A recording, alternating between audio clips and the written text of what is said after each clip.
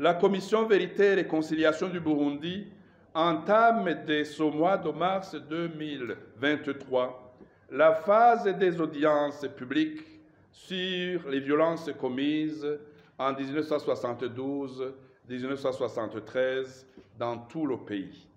Ces audiences sont de trois catégories, à savoir les audiences publiques, les audiences à huis clos et les audiences thématiques. L'audience pilote sera organisée dans la province de Ruyigi, dans une commune à convenir avec l'autorité territoriale. Selon les investigations menées par la CVR, la province de Ruyigi compte un grand nombre de témoins qui ont accepté de parler à visage découvert, même en présence des médias. Dans quelques jours, donc, nous allons consulter les gouverneurs de province à ce sujet. Ces audiences sont prévues par la loi régissant la CVR. Elles ont été souhaitées par plusieurs personnes de toutes origines et catégories. Ces Burundais ont désiré dire publiquement ce qu'ils ont vécu lors des grandes violations commises dans le passé. Cependant, il convient de préciser que les éléments de preuve recueillis par la Commission ne peuvent pas être utilisés contre les victimes, les témoins, les présumés auteurs et les autres déposants.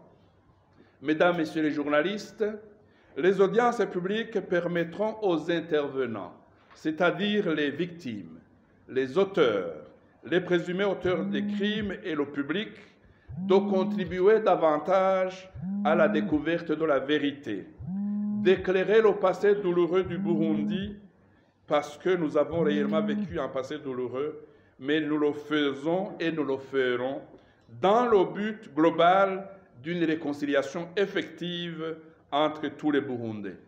Les audiences publiques constituent un cadre spécifique de guérison de la communauté, de responsabilisation des auteurs, du refus de la globalisation, afin de redonner la dignité aux victimes et de déclencher le processus progressif du pardon. Avant chaque audience, toute personne à auditionner devra prêter le serment de dire la vérité, toute la vérité et rien que la vérité. En outre, les affaires en rapport avec les jugements ou arrêts coulés en force de choses jugées sont recevables devant la Commission. Celle-ci les examine dans le souci de la découverte de la vérité. La Commission CVR émettra des avis et des considérations qu'elle juge nécessaires pour la réhabilitation des victimes et la réconciliation. La Commission a reçu le mandat d'aller même plus loin, à savoir recommander la révision des dossiers afin de corriger des erreurs de droit ou de fait sur le fond des affaires en rapport avec les jugements ou arrêts coulés en force de choses jugées.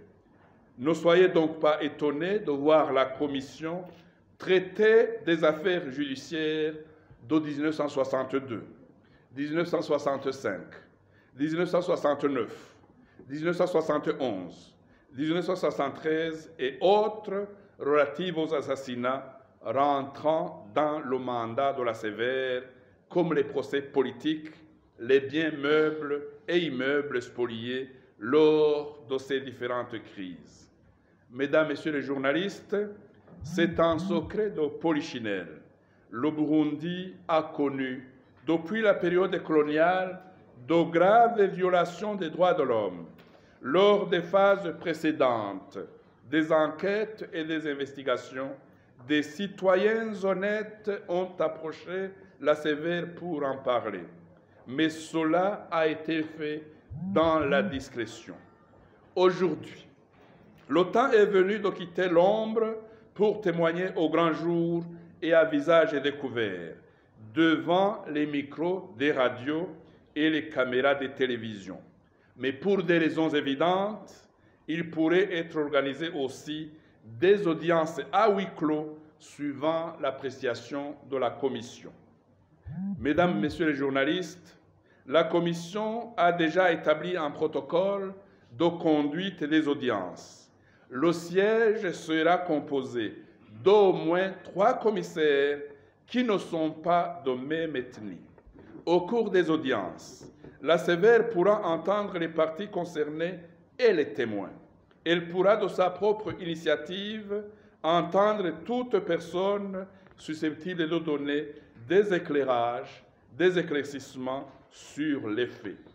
La Commission organisera aussi des audiences thématiques sur les grandes violations commises dans le passé, au fin d'en connaître les causes profondes et le rôle joué par les institutions étatiques ou privées, telles que l'armée, la police, la justice, l'éducation, le secteur financier, les médias, les partis politiques, les mouvements affiliés aux partis politiques, les églises, les associations, les groupes privés et autres organisations.